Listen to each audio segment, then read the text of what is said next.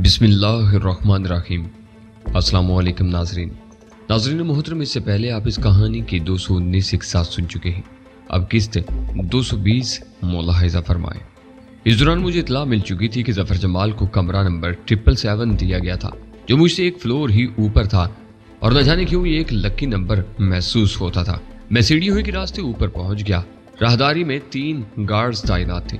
एक राहदारी के एक सिरे पर खड़ा था और दूसरा दूसरे सिरे पर, जबकि तीसरा गार्ड सीढ़ियों और लिफ्ट के दरमियान खड़ा था ताकि दोनों रास्तों से आने वालों पर नजर रख सके। दाऊद ने अच्छा किया था कि उन्हें ज़फ़र जमाल के कमरे में तैनात नहीं किया था। अब ये जानना मुश्किल था कि वो किस कमरे की निगरानी कर रहे थे। वो गोया पूरे फ्लोर ही पर नजर रखने के लिए खड़े थे। मैं ज़फ़र जमाल के कमरे में पहुंचा तो मुझे एक मुख्तलिफ इंसान दिखाई दिया। हम बैठ चुके तो वो बोला, मैं आपका किस मुंह से शुक्रिया। मैंने हाथ उठाकर उसकी बात काटते हुए कहा, रस्मी बातें छोड़ो, काम की बात करते हैं। ज़फ़र जमाल की तमाम रूदात मैं पहले से जानता था। कुछ ऐसी बातें मेरे सामने इंकिशाफ पजीर हुई कि मैं खुद भी दंग रह गया था। लेकिन इसके बावजूद अब मेरे सामने एक ही टारगेट था कि जल्द अज जल्द पीर दानिश को सलाहों को पीछे पहुंचाने की कोशिश करूं। मेरे सामने रहीम गुल से बेहतर इंतखाब नहीं था, इसलिए मैंने रहीम गुल से राब्ता किया। वो सोने की कोशिश कर रहा था, लेकिन मैंने उसे इमरजेंसी में अपने पास बुला लिया। वो भी मेरे होटल में पहुंच गया। हमारे दरमियान वो तमाम बातें हुई जो इससे पहले मैं जानता था या जो ज़फ़र जमाल को मालूम थी। ज़फ़र जमाल हर लिहाज से अपने आप को पेश करने और वादा माफ गवाह बनने को तैयार था। वो सिर्फ ये चाहता था कि जल्द अज जल्द पीर दानिश को सजा हो, क्योंकि ज़फ़र जमाल मोना से बेइंतहा मोहब्बत करता था और मोना को कत्ल करने वाला भी पीर दानिश ही था। तमाम बातें सुनने और सुनाने के बाद मैंने रहीम गुल से पूछा, अब क्या प्रोग्राम है। वो पुरख्याल अंदाज में अपनी टाई से खेलते हुए बोला, कल सुबह बैठकर मैं छोटे से ऑपरेशन की थोड़ी सी मंसूबाबंदी करता हूँ और दोपहर को कुछ नफरी लेकर पीर दानिश को उसके घर से गिरफ्तार कर लेता हूँ। कल दोपहर का खाना उसे हवालात में खिलवा देते हैं। मेरा ख्याल है नत्थू के नान छोले ठीक रहेंगे। वो हमारे थाने के करीब ही ठेला लगाता है। ज़फ़र जमाल गोया हड़बड़ा कर सीधा होते हुए बोला, क्या वाकई आप उसे कल ही गिरफ्तार करने के बारे में सोच रहे हैं? जाहिर है अब मैं ये काम 5 साला मंसूबे के तहत तो नहीं कर सकता। रहीम गुल इत्मीनान से बोला, किसी मुफक्किर या दानिश्वर का कहना है कि मुश्किल और नागवार काम जितनी जल्दी कर लिया जाए इतना ही अच्छा है। असल मुश्किल काम तो ये फैसला करना था कि उस पर हाथ डाला जाए या नहीं। जब फैसला हो ही गया तो उस पर अमल दरामद कल भी किया जा सकता है और 4 दिन बाद भी। कल कर लेना इस लिहाज से बेहतर है कि पीर दानिश को संभलने का कम से कम मौका मिलेगा। कार्रवाई जितनी अचानक होगी इतना ही उसके हाथ पांव ज्यादा फूलेंगे। इस किस्म के लोगों को ऐसी किसी कार्रवाई की तो तवक्को होती नहीं है ना। तुम खुद ही बता रहे हो कि उसने अपना नेटवर्क समेटना शुरू कर दिया है। उसे खतरे का एहसास हो चुका है। कहीं ऐसा ना हो कि जो 2-4 सबूत हाथ आने की उम्मीद है वो भी गायब हो जाए और हमारा इन्हिसार सिर्फ तुम्हारे बयान पर ही रह जाए। एक लम्हे के तवक्कुफ से उसने ज़फ़र जमाल से पूछा, तुम्हें कल कार्रवाई पर कोई एतराज़ तो नहीं है? भला मुझे क्या एतराज़ हो सकता है? मैं तो सिर्फ ये चाह रहा था कि जल्दबाजी में कोई कदम ना उठाया जाए। ऊंचे दर्जे के खबीसों का सर कुचलने में जल्दबाजी से काम लेना चाहिए। हमारे हाल में यही है कि हम छोटे मुजरिम को पकड़ने में फिर भी थोड़ी बहुत मुस्तैदी दिखाते हैं, लेकिन बड़े मुजरिम पर हाथ डालने में काम लंबा कर देते हैं। इस दौरान वो मुजरिम कुछ और ताकतवर हो जाता है। जब जिन बोतल से निकल आता है तब हम उसे अपने कमजोर और हिचकिचाहट ज़दा हाथों से काबू में करने की कोशिश करते हैं। मुद्दतों हम सिर्फ शाखें और पत्ते छांटने में लगे रहते हैं, जड़ तक पहुंचने की कोशिश नहीं करते। जब तक जुर्म की जड़ को खत्म न किया जाए जुर्म खत्म नहीं हो सकता। कारिंदों को पकड़ने से किसी गिरोह का कला कमा नहीं होता। जब तक गिरोह के सरगना का सर न कुचला जाए गिरोह के खत्म होने की उम्मीद नहीं रखनी चाहिए। यह सीधी सी बात न जाने क्यों हमारे निजाम को चलाने वाले जगादड़ियों की समझ में नहीं आती। समझ में सब कुछ आता है, सबको हर बात मालूम है, मैंने कहा, लेकिन सिस्टम इतना दीमक ज़दा हो चुका है। रिश्वत, करप्शन, बुज़ली और नाअहली ने निज़ाम को इतना कमज़ोर कर दिया है कि कोई बड़ा फैसला नहीं किया जा सकता। हम जैसे इक्का दुक्का अफराद हर शोबे में पाए जाते हैं। मैंने कहा, जिस रोज़ ये इक्का दुक्का भी ख़त्म हो गए उस रोज़ ये सोसाइटी धड़ाम से मुंह के बल ला गिरेगी। फिर मैंने रहीम गुल को मुखातिब किया, अच्छा तो फिर तय हो गया कि कल तुम पीर दानिश को गिरफ्तार कर रहे हो? हाँ, रहीम गुल ने गैर मुतज़लज़ल लहजे में जवाब दिया, मैं ऐसे ही केसों की तो तलाश में रहता हूँ। इंसान को कुछ पता चलता है कि उसने क्या किया है। छोटे मोटे मुजरमों को पकड़ना कोई कारनामा नहीं है, जबकि मैं मुसलसल कारनामे अंजाम देना चाहता हूँ। जिंदगी बड़ी मुख्तसर है और न जाने कब किसी मुजरिम की गोली उसे मजीद मुख्तसर बना दे। मैं चाहता हूँ जल्दी जल्दी चंद काबिल जिक्र काम कर जाऊँ, माशरे की गिलाजत कुछ तो कम हो। मैं चाहता हूँ पीर दानिश की गिरफ्तारी के मौका पर मैं भी तुम्हारे साथ रहूँ। मैंने कहा। उसने एक लम्हे कुछ सोचा, फिर ठंडी सांस लेकर बोला, तुम मेरी दुश्वारियों में इजाफा करना चाहते हो? पुलिस के इस किस्म के छापे के वक्त एक मुमताज बिजनेसमैन का पुलिस के साथ होना कुछ ठीक नहीं लगता। पीर दानिश उसे कानूनी मसला बना सकता है, पुलिस के लिए दुश्वारियां पैदा कर सकता है। मेरा उस केस से ताल्लुक बनता है, मैं भी उसके खिलाफ गवाही दूंगा। मैंने कहा, उसके लिए तुम थाने आ सकते हो, अदालत में पेश हो सकते हो, लेकिन उसकी गिरफ्तारी के वक्त तुम्हारा वहां मौजूद होना पुलिस के अलावा खुद तुम्हारे हक में भी अच्छा नहीं। वो और उसके आदमी ये तासुर ले सकते हैं कि ये सब तुम्हारा किया धरा है। वो मुस्कुराया, फिर जरा तवक्कुफ से बोला, जो कि हकीकत भी है, लेकिन ये बात सिर्फ हम तीनों ही के दरमियान रहे तो अच्छा है। अगर पीर दानिश और उसका गिरोह ये समझता है कि ये सब मेरा किया धरा है तो मुझे उसकी कोई परवाह नहीं। मैंने वजाहत की, बकौल तुम्हारे जब पंगेबाजी मेरी आदत ही ठहरी तो फिर अब क्या डरना। अमलन तो मैं काफी पहले ही पीर दानिश से पंगा ले चुका हूँ, अब तो तुम कानून के मुहाफिज की हैसियत से उस पंगे में शरीक हो रहे हो। पंगेबाज तो तुम भी अव्वल दर्जे के हो, अब तो जो भी होगा हम दोनों ही को भुगतना होगा। बहरहाल तुम छापे के वक्त मुझे साथ रखने की कोई सूरत निकालो। अचानक गिरफ्तारी के वक्त पीर दानिश की क्या हालत होगी, मैं ये मंजर देखना और उसे पूरी तरह महजूज होना चाहता हूँ। बचपना नहीं गया तुम्हारा अभी तक, रहीम गुल ने तुरम अमेज नजरों से मेरी तरफ देख कर कहा।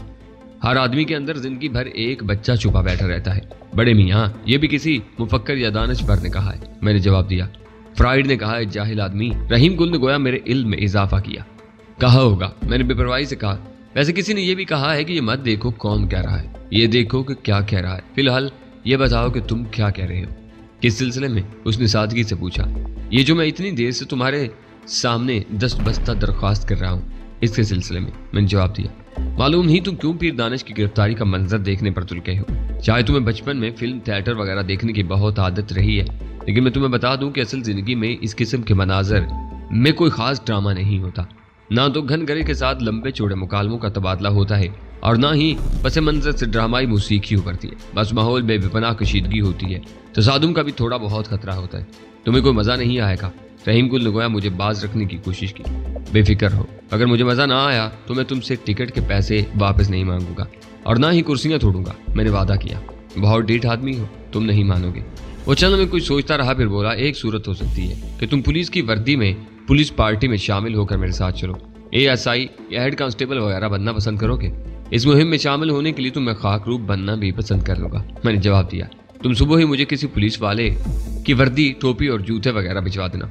वर्दी वगैरह का इंतजाम करना कौन सा मुश्किल है यार। पता नहीं कितने ड्रामों वगैरह में नकली वर्दियां इस्तेमाल होती हैं। शहर में न जाने कितने वारदात की पुलिस की वर्दियां पहनते फिरते हैं। मुझे यहाँ आए ज्यादा अरसा नहीं गुजरा, 2-3 जाली पुलिस वालों को तो मैं पकड़ चुका हूँ। रहीम गुल ने कहा, वो तो ठीक है, ये कोई मुश्किल काम तो नहीं। मुझे तो इसके लिए सिर्फ एक फोन ही करना होगा, लेकिन एक तो वक्त कम है, दूसरे मैं चाहता हूँ कि पुलिस वाला बेशक जाली हो लेकिन कम अज कम उसकी वर्दी तो असली। अब इतनी भी धोखेबाजी अच्छी नहीं यार, आखिर ज़मीर भी कुछ चीज़ है। मैंने कहा, अच्छा ठीक है बाज़मीर साहब। वो मेरा सरतापा जायजा लेते हुए बोला, मैं तुम्हें तुम्हारी जिसामत के मुताबिक किसी की वर्दी भिजवा दूंगा। तुम्हारा साथ होना वैसे कुछ फायदा मंद भी रहेगा। तुम अकेले मेरा ख्याल है 10-12 पुलिस वालों पर भारी रहोगे। आखिर तुम्हें माँ बदौलत की सलाहियतों का एतराफ़ करना ही पड़ गया। मैंने कहा, तुमने पूरी बात नहीं सुनी। वो संजीदगी से बोला, मैं ये कहना चाह रहा था कि तुम अकेले 10-12 पुलिस वालों पर भारी रहोगे, जहालत और हमाकत में। अब बात को पलटने की कोशिश मत करो, जो असल बात थी वो मुंह से निकल चुकी है। जिस किस्म के तुम्हारे पुलिस वाले होते हैं उनको देखते हुए तो शायद मैं 10-12 से ज्यादा भी भारी रहूं। मैंने उसे चिढ़ाने की कोशिश की। बस अब ज्यादा शेखी में आने की जरूरत नहीं। वो हाथ उठाकर बोला, तुम्हें अपनी इस बेहुदा शक्ल सूरत में भी कुछ तब्दीलियां करनी होंगी। वैसे तो सिर्फ वर्दी और टोपी वगैरह की वजह से भी तुम्हारी शख्सियत का तासुर मुख्तलिफ हो जाएगा और शक्ल भी बदली सी लगेगी। इसके बावजूद कुछ तब्दीलियां जरूरी हैं। मैं हरगिज नहीं चाहूंगा कि इस मौका पर पीर दानिश तुम्हें पहचाने। उसकी तुम फिक्र मत करो। मैंने उसे तसल्ली दी। पीर दानिश तो क्या, मुझे तुम भी नहीं पहचानोगे। ऐन मुमकिन है 1 तारीख को मैं इसी हुलिये में तुम्हारे करीब मौजूद रहूं तो तुम मुझे तनख्वाह भी थमा दो। हाय कुर्बान जाऊं इस सादगी के। रहीम गुल ने एक बहुत ही तवील और ठंडी सांस ली। तनख्वाह मैं नहीं बांटता। हमारे महकमों में असल पुलिस वालों को इस तरह आसानी से तनख्वाह नहीं मिलती जिस तरह तुम समझ रहे हो। थोड़ी देर बाद हमारे दरमियान सब बातें तय हो चुकी थी। रहीम गुल जमाल को अपने पास रखना चाहता था और हर हाल में उसकी हिफाजत करना चाहता था। दरवाजे की तरफ बढ़ते हुए रहीम गुल बोला, सुबह जब वर्दी पहनकर तैयार होकर मेरी तरफ आओ तो फरा और मोना की वो दोनों फिल्में भी लेते आना जिनका तुमने जिक्र किया है। अब जितनी भी शहादतें हाथ लग सके उन्हें जमा करके एक तरफ महफूज रखना होगा। फिल्में तो मैं तुम्हें दे दूंगा, लेकिन शहादतें जमा करने के बहाने कहीं बैठे उन्हें देखते ही ना रहा करना। कम अज कम ये ख्याल कर लेना कि उनमें से एक लड़की बेचारी अब इस दुनिया में नहीं है, बड़े गलत वक्त पर बड़ी मजलूमाना मौत मर चुकी है। मैंने कहा, उस किस्म के शौक तुम्हें होंगे, मुझे नहीं है। वो मुंह बनाकर बोला और जफर जमाल को अपने साथ चलने का इशारा करते हुए बोला, चलो भाई, अगर हम इसकी बकवास में उलझे रहे तो ये रात यहीं गुजर जाएगी। 1 मिनट। मैंने उसे रुकने का इशारा करते हुए कहा, एक तरफ तुम जफर जमाल की हिफाजत पर इतना जोर दे रहे हो और एक तरफ यूं इसे अलल इलान अपने साथ लिए जा रहे हो, जबकि तुम इस वक्त अकेले और सादा लिबास में हो। बेफिक्र हो, मुझे तुमसे ज्यादा इस बात का ख्याल है। मैं इसे इस तरह गाड़ी में अपने साथ ले जाऊंगा कि कोई नहीं देख सकेगा। वो रुखसत हो गया तो मैं सोफे पर ढेर हो गया और आंखें बंद की काफी देर सोचों में उलझा रहा। रहीम गुल ने वाकई मुझे भी हैरान कर दिया था। मेरा ख्याल था कि मुझे उसको इस काम पर आमादा करने के लिए बड़ी तकदो करनी पड़ेगी, लेकिन उसने ना तो सिर्फ हामी भर के मुझे हैरान कर दिया था, बल्कि मेरी तवक्को से कहीं ज्यादा तेजी से उस पर अमल दरामद का फैसला भी कर डाला था। अब हमें उसके नताइज से निपटने के लिए तैयार रहना चाहिए था। आखिर मैं उठकर अपने कमरे में आ गया। वहां से मैंने शफी शाह को फोन करके तमाम हालात से आगाह किया और बताया कि कल के लिए क्या प्रोग्राम तय होगा। वो भी अचानक फैसले पर हैरान हुए बगैर नहीं रह सका। सारी बात उसकी समझ में आ गई तो मैंने कहा, तुम्हें अब यह करना है कि कल जब पीर दानिश के बंगले पर छापा पड़े तो तुम अपने चंद आदमी लेकर आस पास ही मौजूद रहो। बंगले पर हर वक्त कई मुसल्लह अफराद मौजूद रहते हैं और बंगले से कहीं कोई पैगाम चला गया तो मजीद भी आ सकते हैं, तसादुम या मुजाहमत की नौबत भी आ सकती है। पुलिस पर मुझे कुछ ज्यादा भरोसा नहीं है, सिर्फ रहीम गुल की दिलेरी, मुस्तैदी और ज़हनी सलाहियतों का मुझे इल्म है। बाकी लोगों के बारे में मुझे कुछ इल्म नहीं कि वो कैसे होंगे और उनकी कारकर्दगी क्या होगी। चुनाचे तुम लोग सिर्फ पुलिस की मदद के लिए आस पास मौजूद रहोगे। अगर तुम सूरत हाल बिगड़ते या तसादुम की नौबत आते देखो, सिर्फ उस वक्त मुदाखलत करना, वरना तुम्हें कुछ नहीं करना है और किसी की नजर में भी नहीं आना है। तुम्हारी मुदाखलत से अगर सूरत हाल काबू में आ जाए तो फिर तुम्हें गायब हो जाना है। वहां किसी को गैर जरूरी तौर पर अपनी मौजूदगी का एहसास नहीं दिलाना है। मैं समझ गया सर, शफी शाह बोला। 12 बजे हम लोग बंगले के आस पास मौजूद होंगे। उसे हदायत देने के बाद मैं मुतमईन होकर सो गया। चंद घंटे की नींद लेने के बाद सुबह जल्दी उठकर मैंने एक और जरूरी फोन किया। हमारी फिल्म कंपनी का ब्रांच ऑफिस कराची के एक स्टूडियो ही में मौजूद था। कोई मशहूर मिर्जा साहब उसके इंचार्ज थे, जिन्हें मैंने आज तक नहीं देखा था, लेकिन गायबाना तौर पर हम एक दूसरे से वाकिफ थे। उन्हें मालूम था कि मैं फिल्म कंपनी के सिलसिले में ख्वाह अमली तौर पर कुछ नहीं कर रहा था, लेकिन बहरहाल मालिक मैं ही था। मैंने उन्हें बताया कि कुछ जरूरी सामान के साथ मुझे एक मेकअप मैन की जरूरत थी। उनके लिए ये कोई मसला नहीं था। उन्होंने बताया कि 1 घंटे के बाद मेकअप मैन जरूरी सामान के साथ मेरे पास पहुंच जाएगा। ये इंतजाम करने के बाद मैंने शावर लेने के बाद इत्मीनान से नाश्ता किया। जरा ताखीर के साथ इस्तकबालिया से मुझे इत्तला मिली कि स्टूडियो से कोई आदमी मुझसे मिलने आया है। मैंने उसे उस कमरे में बुलवा लिया जिसमें रात कुछ देर के लिए जफर जमाल ठहरा था। एक वेटर ने उसे उस कमरे में ले जाकर बिठा दिया। मैं जब वहां पहुंचा तो मेकअप मैन नर्वस अंदाज में बैठा चाय पी रहा था। वो पक्की उम्र का सांवला सा एक दुबला पतला शख्स था। उसके सामने मेज पर डॉक्टरों के मेडिकल बैग जैसा एक स्याह बैग रखा हुआ था, लेकिन वो जरा बड़ा था। मेकअप मैन ने कुछ ज्यादा ही मुदबाना अंदाज में मेरा इस्तकबाल किया। उसने अपना नाम इम्तियाज बताया।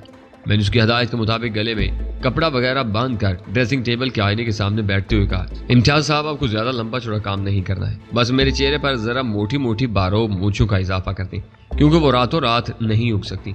गाल वाल पर कहीं एक आध पायदार किस्म का मोटा सा मस्सा भी चिपक सकता हो तो वो भी चिपका दे, मगर वो घंटे 2 घंटे बाद उखड़ कर गिरना नहीं चाहिए। और मेरा ख्याल है थोड़ी पर मुख्तसर से फ्रेंच कट दाढ़ी भी सजा ही दे। मैंने आईने में अपना तनकीदी जायजा लिया। बाल तो पुलिस की टोपी में छुप ही जाने थे। इत्तेफाक से उन दिनों मेरे बाल ज्यादा लंबे नहीं थे, पुलिस वालों के बालों के तौर पर चल सकते थे।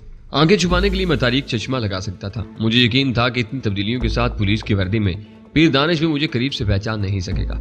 इम्तियाज ने अपना बैग खोला जो उमरू अयार की जम्बील मालूम होता था। मेरा मेकअप शुरू करते हुए वो हिचकिचाहट अमेज अंदाज में बोला, सर क्या मैं पूछ सकता हूँ क्या आपका मेकअप कराने का मकसद क्या है? मेरा मतलब अगर ये गुस्ताखी नहीं है तो। मैंने आईने में उसकी तरफ देखा और उसने गड़बड़ा कर जुमला अधूरा छोड़ दिया। मैंने सरसरी से लहजे में कहा, बस इम्तियाज साहब, मकसद क्या होता है? बस यूं ही जरा सा 2-4 डाके मारने हैं, 4 से कत्ल करने हैं, दहशतगर्दी की मजीद ऐसी ही वारदातें करनी है, कोई खास मकसद नहीं है। वो नर्वस अंदाज में हंसने लगा। ओह सर, आप तो शायद बुरा मान गए। मेरा मकसद ये हरगिज नहीं था, मैं तो बस यूं ही पूछ रहा था। आप जैसा मुअज़्ज़ज़ आदमी भला। उसने एक बार फिर जुमला अधूरा छोड़ दिया। अगर आपको मेरे मुअज़्ज़ज़ होने का इल्म हो ही चुका है तो उस पर ही भी यकीन कर लीजिए। मैंने मुलाहिमा से कहा, आज एक दोस्त के घर फैंसी ड्रेस पार्टी है, मुझे कुछ ज्यादा हैरान करना चाह रहा हूँ, बस इतनी सी बात है। मुझे अंदाजा था सर। वो जल्दी से बोला। खाक अंदाजा था, मैंने दिल ही दिल में कहा। मेकअप हो जाने के बाद मैं कुछ देर तक इंतजार करता रहा और अखबारात देखता रहा। मुझे वर्दी का इंतजार था जो रहीम गुल ने भिजवाने का वादा किया था। आखिर मैंने उसे फोन किया। कई मिनट की कोशिश के बाद उससे राब्ता हो सका। कहाँ हो भाई? मैंने पूछा। तुमसे बात करना तो मुल्क की किसी इंतहाई अहम शख्सियत से बात करने से ज्यादा मुश्किल हो गया। बस यार, वो आज वाले काम के सिलसिले में ही मसरूफ था। वो बोला। वो तो अंदाजा हो रहा है। मैंने कहा, मैं तो हैरान हूँ एक शख्स को गिरफ्तार करना तुम्हारे महकमे के लिए शहर फतह करने के बराबर हो गया है। तुम अपने 5 स्टार होटल के एयर कंडीशन कमरे में बैठकर इस तरह की बातें कर सकते हो चंदा। और ठंडी सांस लेकर बोला, तुम्हें हमारे महकमे की दुश्वारियों का अंदाजा नहीं है। आजकल पीर दानिश जैसे लोगों को गिरफ्तार करना शहर फतह करने के बराबर ही हो गया है। यूं समझो मैं अपनी और अपने कई माताहतों की नौकरियां और जिंदगियां दांव पर लगा रहा हूँ। आइडलिस्ट होने की कुछ कीमत तो अदा करनी पड़ती है प्यारे, इस तरह रू रू करने की क्या जरूरत है। अगर तुम्हें ये काम करने की हिम्मत नहीं है तो अब भी वक्त है ये इरादा तर्क कर दो। अब तो तीर कमान से निकल चुका है और वो तीर मैं खुद हूँ। रहीम गुल बोला, मैं तुम्हारे सामने रोना नहीं रो रहा हूँ, तुम्हें बताने की कोशिश कर रहा हूँ कि आउट ऑफ द वे जाकर कोई काम करने में हमें भी दुश्वारियां पेश आती हैं। हमारे लिए भी हर काम आसान नहीं होता। जो बात मुझे मालूम है वो मुझे मत बताओ, मैंने कहा, बल्कि वो बात बताओ जो मुझे मालूम नहीं है। मसलन ये कि वर्दी अभी तक क्यों नहीं पहुंची। मैं तो यहाँ छोटा मोटा पुलिस अफसर बनने के शौक में तैयार हुआ बैठा हूँ। ज्यादा देर गुजर गई तो मेरी बारोब रेडीमेड मूछें ढलक ही न जाए। ऐसी मूछों का क्या फायदा जो बिच्छू की दुम की तरह ऊपर को मुड़ी हुई ना हो। कोई बात नहीं, मूछें अगर नीचे की तरफ घूम जाएंगी तब भी कोई खास फर्क नहीं पड़ेगा। तुम समझ लेना, गर्दिश से जमाना ने बेचारे बिच्छुओं को भी उल्टा कर दिया है। रहीम गुल ने कहा, बात को मजाक में टालने की कोशिश मत करो यार। वर्दी कहाँ है? तुम भिजवाना भूल तो नहीं गए? मैंने पूछा। मेरी मसरूफियत अपनी जगह है, लेकिन मैं ये काम भूला नहीं हूँ। भूल कैसे सकता था? यह भी ऑपरेशन का एक हिस्सा है। असल में तुम्हारे नाप की एक ही वर्दी मिली थी और वो जरा सफाई तलब थी। उसमें बेचारे मेहनत कश पुलिस वाले के पसीने की बू रसी हुई थी। मैंने सोचा कहीं तुम उसे पहनने से ही इनकार न कर दो। नोक झोंक के बाद रहीम गुल ने फोन बंद कर दिया। चंद मिनट बाद ही एक नौ उम्र वेटर एक मारूफ लॉन्ड्री का बैग लिए आन पहुंचा। उसने बताया, सर ये नीचे एक शख्स आपके लिए दे गया था। बैग बंद था, उसके मुंह पर चौड़ी टेप वगैरह लगी हुई थी। वेटर ने मजीद बताया, सिक्योरिटी वालों ने उसे खोले बगैर चेक कर लिया है। इसमें कोई खतरनाक चीज नहीं है। तुम्हें क्या मालूम बरखुरदार कि इसमें कितनी खतरनाक चीज है, मगर यह बात सिक्योरिटी वालों के हालात नहीं बता सकते। मैंने बैग उसके हाथ से लेते हुए कहा। वो जा चुका तो मैंने अपनी तैयारी शुरू की। चंद मिनट में तैयार होने के बाद मैंने कद आदम आईने में अपनी तनकीदी जायजा लिया। मैं तकरीबन नाकाबिल शनाख्त हो चुका था। मेरा गेटअप कम अज कम उन पुलिस वालों से बहुत बेहतर दिखाई दे रहा था जो फिल्मों में नजर आते थे। मुतमईन होकर मैं कमरे से निकल आया। मैं लिफ्ट का बटन दबाकर उसके इंतजार में खड़ा हुआ तो सीढ़ियों से हमारा सिक्योरिटी चीफ दाऊद उतरता दिखाई दिया। वो शख्स ज़्यादा सी नजरों से मुझे घूरता हुआ करीब आन खड़ा हुआ। वो ये जाहिर करने की कोशिश कर रहा था कि उसे भी लिफ्ट का इंतजार था, लेकिन मेरे लिए अंदाजा करना मुश्किल नहीं था। कोई मेरी तरफ से खटक गया था। आखिर वो बोले बगैर नहीं रह सका। अगर आप बुरा न मनाएं तो क्या मैं पूछ सकता हूँ कि आप यहाँ क्यों और किसकी तलाश में आए थे? बुरा तो मैं जरूर मनाऊंगा, मैंने अपनी असल आवाज से कहीं ज्यादा भारी आवाज में कहा और मुझ को आहिस्तगी से बल दिया। मैं यहाँ इस होटल के मालिक मिस्टर अफजल चौधरी को गिरफ्तार करने आया था। किस जुर्म में? दाऊद ने तीखे लहजे में पूछा। मैं उन अफसरों में से हूँ जिन्हें किसी को गिरफ्तार करते वक्त जुर्म बताने की जरूरत नहीं पड़ती। मैंने तारीख शीशों की ऐनक कुछ और एहतियात से नाक पर जमाते हुए कहा। उसने बरहमी से मुझे घूरा, मेरी वर्दी पर मौजूद निशानात की मदद से मेरे ओहदे का अंदाजा लगाया और सख्त लहजे में बोला, एक सब इंस्पेक्टर होकर आप कुछ ज्यादा बड़ी बड़ी बातें नहीं कर रहे नसीर साहब। मेरे सीने पर लगे हुए बैच के मुताबिक मेरा नाम नसीर अहमद था। मैं बड़ी बड़ी बातें नहीं, बड़े बड़े काम करने का आदी हूँ। अफजल साहब इस वक्त मिल जाते तो मैं उन्हें हथकड़ी लगा कर ले जा रहा होता। मैंने गुराने के से अंदाज में कहा, हालांकि मेरे पास हथकड़ी नहीं थी। वैसे बाय द वे तुम हो कौन? मैं यहाँ का सिक्योरिटी चीफ हूँ, दाऊद है मेरा नाम। वो बदस्तूर सख्त लहजे में बोला, आपके पास अफजल साहब के लिए कोई वारंट वगैरह मौजूद है तो मुझे दिखाएं। उसने अपना मजबूत हाथ मेरे सामने फैला दिया। मैंने उसके हाथ पर हल्की सी छड़ी रसीद करते हुए पहले से ज्यादा सख्त लहजे में कहा, हाथ पीछे कर लो। मुझे भिखारियों की तरह हाथ फैलाने वाले लोग बिल्कुल पसंद नहीं। उसने हाथ पीछे कर लिया, लेकिन उसकी आंखों में बरहमी बढ़ गई। उसने दांत सख्ती से भींच लिए। वो अब एक टुक मुझे घूर रहा था। मैंने सारी लाते हुए कहा, अच्छा तो तुम सिक्योरिटी चीफ हो और वर्दी के बगैर घूम रहे हो। ऊपर से बेल्ट में माउजर भी लगाया हुआ है। आजकल सिक्योरिटी वालों ने भी बड़ा अंधेर मचाया हुआ है। हमें खुफिया इतलात मिली है कि बाद सिक्योरिटी वाले वारदातों को रोकने की बजाय खुद वारदातों में मुलव्विस हैं, अपने असले का गलत इस्तेमाल कर रहे हैं। अफजल साहब तो नहीं मिले हैं, चलो तुम ही जरा मेरे साथ थाने तक चलो, तुमसे ही कुछ थोड़ी बहुत तफ्तीश हो जाए। मैंने उसकी कलाई पकड़ने के लिए हाथ बढ़ाया, लेकिन वो फुर्ती से कुछ पीछे हट गया और उससे भी ज्यादा फुर्ती से उसने माउजर निकाल कर मुझ पर तान लिया। वो पहले से ज्यादा सख्त लहजे में बोला, तुम अपनी हद से कुछ ज्यादा ही बढ़ रहे हो ऐसा ही। मुझे तो तुम खुद को ही वारदातिये लगते हो, शायद इसलिए अकेले नजर आ रहे हो। थाने में नहीं जाऊंगा, बल्कि थाने वाले अब खुद यहाँ आएंगे। अब हमें जरा देखना पड़ेगा कि ये किस्सा क्या है। लिफ्ट आ चुकी थी, लेकिन दाऊद उसे कोई लिफ्ट कराए बगैर मौजर लहरा कर मुझे मेरी ही कमरे की तरफ चलने का इशारा करते हुए बोला, जरा इधर चलो, अब तुमसे आराम से बैठकर बात होगी। यहाँ रास्ते में खड़े होकर बात नहीं हो सकती। हमारा कोई मेहमान इधर आ निकला तो खामखा खौफ फैलेगा। चलो, मैं नहीं जा सकता, मेरे टखने में मोच आ गई है। मैंने कराते हुए अपनी असल आवाज में कहा। दाऊद को झटका सा लगा। Oh sir. वो गैर इरादी तौर पर मेरे करीब आकर बगौर मेरा चेहरा देखते हुए बोला, अब इतना भी करीब मत आओ, मैं चाहूं तो आसानी से तुम्हारा माउजर चपट सकता हूं। मैंने कहा। वो खिसियाने से अंदाज में हंसते हुए बोला, सर आपने तो मुझे हैरान ही कर दिया और शायद थोड़ा सा परेशान भी। मैंने कहा। थोड़ा नहीं, अच्छा खासा, उसने तस्लीम किया और माउजर वापस होल्स्टर में उड़स लिया। बस मुझे यही देखना था। मैंने तमानियत से कहा, अगर तुम धोखा खा सकते हो तो इसका मतलब है जहां मैं जा रहा हूं वहां तो किसी को मुझ पर जर्रा बराबर भी शक नहीं होगा। ये क्या चक्कर है सर, आप किस मुहिम पर जा रहे हैं? दाऊद ने हैरत के झटके से संभलते हुए पूछा। फिलहाल ये मत पूछो, कभी फुर्सत में बैठेंगे तो फिर ये किस्सा सुन लेना। मैंने कहा। वैसे आइंदा किसी पुलिस वाले से इतनी ज्यादा सख्ती से मत पेश आना। वो मुस्कुराते हुए बोला, मेरा ख्याल है असल पुलिस वाला इस किस्म की बातें नहीं कर सकता जैसी आप कर रहे थे, इसलिए उसके साथ ये रवैया इख्तियार करने की नौबत नहीं आ सकती। गाड़ी में बैठने के बाद मैंने मोबाइल फोन पर रहीम गुल को इतला दी कि मैं रवाना हो रहा हूँ। मैं जब उसके थाने पहुंचा तो वो थाने से बाहर ही एक स्याह सरकारी लैंड क्रूजर में मुझे अपना मुंतजिर मिला। 2 ASI पिछली सीटों पर मौजूद थे, पैसेंजर सीट खाली थी। पीछे एक मोबाइल और एक सफेद फॉक्स वैगन भी नजर आ रही थी, उनमें भी बावर्दी पुलिस वाले मौजूद थे। मैंने रहीम गुल की हदायत पर अपनी गाड़ी वहीं छोड़ दी और उसका इशारा पाकर उसके साथ बैठ गया। मैं देखा उसके साथ जो ASI मौजूद थे उनसे मैं पहले भी मिल चुका था। मैंने महसूस किया कि रहीम गुल तमाम मामलात में सिर्फ उन दोनों पर भरोसा करता था। उनमें से एक का नाम अकरम था। वो नजर की भारी ऐनक लगाता था और अगर वर्दी में ना होता तो मस्कीन और सीधा साधा सकलर्क मालूम होता था। मैंने महसूस किया कि उन तीनों के चेहरों पर तनाव था। मुझे पुलिस की वर्दी में देखकर रहीम गुल के साथियों के चेहरों पर कोई तासुर नहीं उभरा। मैंने घड़ी देखी, 11:30 बजे थे। मेरे बैठते ही तीनों गाड़ियां तेजी से आगे पीछे रवाना होगी। तुम्हारा गेटअप उम्दा है। चलनमी की खामोशी के बाद रहीम गुल ने तबसरा किया, तुम तो इस हुलिये में अच्छी भली वारदातें कर सकते हो और पुलिस के महकमे को बदनाम कर सकते हो। बदनाम उसे किया जाता है जो नेक नाम हो। मैंने कहा।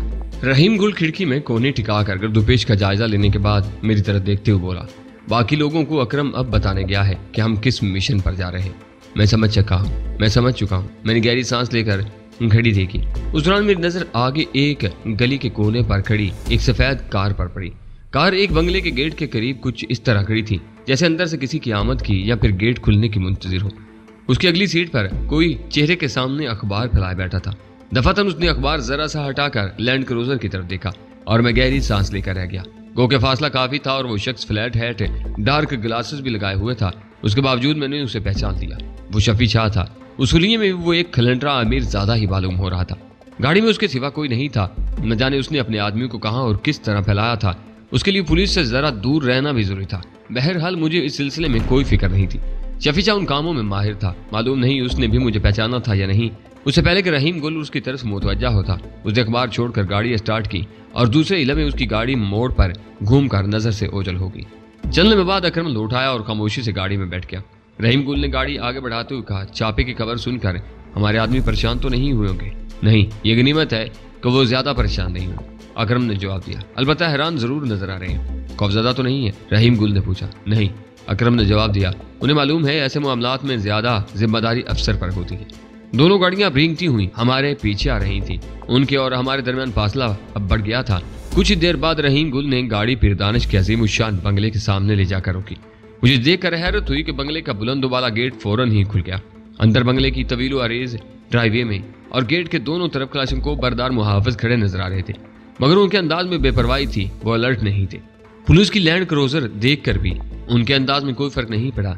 रहीम गुल गाड़ी अंदर ले गया और तब मुझे अंदाजा हुआ कि वहां दर हकीकत रहीम गुल का इंतजार हो रहा था। पीरदानिश खुद सामने बनफसे नफीस बरामदे में मौजूद था और ये गोया आने वालों के लिए एक एजाज था। उस किस्म के लोग शाज़ो नादर ही किसी के इस्तकबाल के लिए बाहर आते थे। एक SHO की तो क्या ही हैसियत थी।